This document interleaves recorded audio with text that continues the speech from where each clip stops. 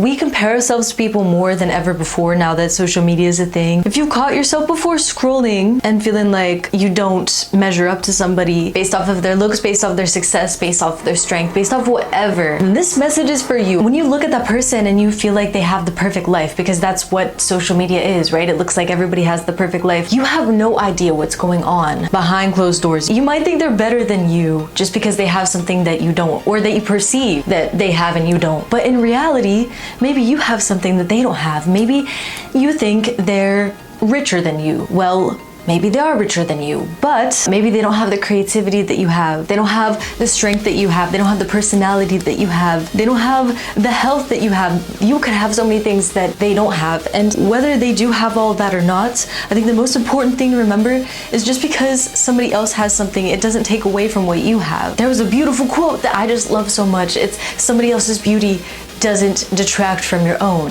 and admire somebody's beauty without questioning your own. And this goes, like I said, further beyond just beauty. It can be so many different things that we compare ourselves. But let me tell you something. You might look at somebody and envy them and be jealous of them and compare yourself to them, but they couldn't walk a motherfucking mile in your shoes. If they had to live your life, they wouldn't last a day. They haven't been through what you've been through. You might have been through some hard shit in your life, and maybe you feel like a victim. Maybe you feel like, if I had better circumstances, if I had what they had, I could be where they are. But you have no clue what's going on in their life. And maybe if you hadn't been through all that shit, you wouldn't be the person you are today. Nobody else could ever be you. It's so easy for us all to forget who the we are when we're lost in the sauce, bro, with this social media shit. You can look at all these different people. You have access to millions and millions of different people's lives these days. Remember your worth. You think I'll never be them, they'll never be you. They're not better than you.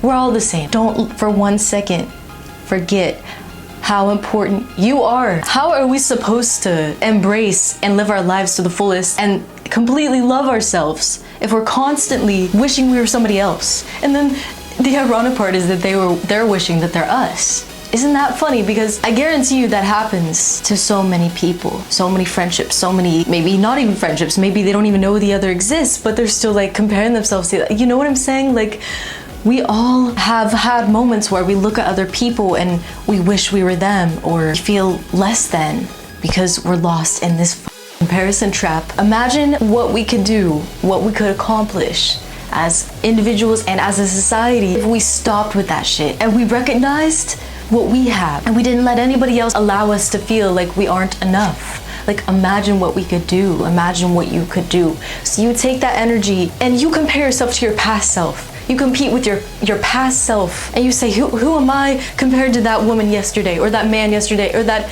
whatever you identify as yesterday. You stop looking around at everybody else. You stop getting distracted. You stop wondering if all these negative thoughts are true, because they're not. They're not true.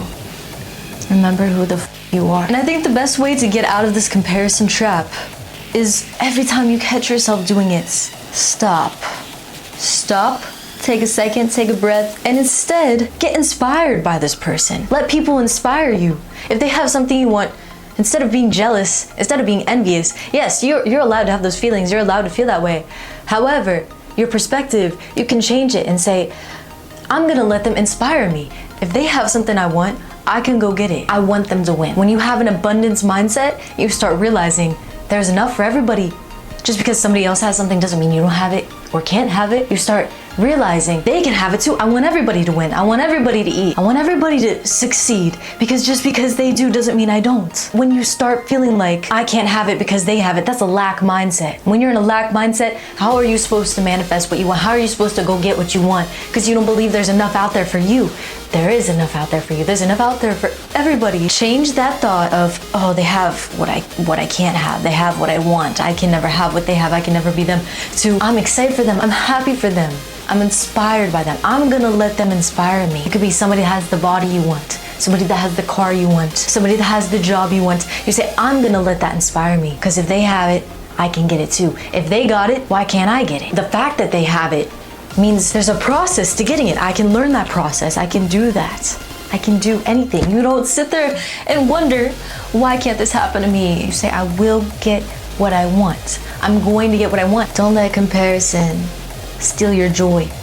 Let inspiration fuel you.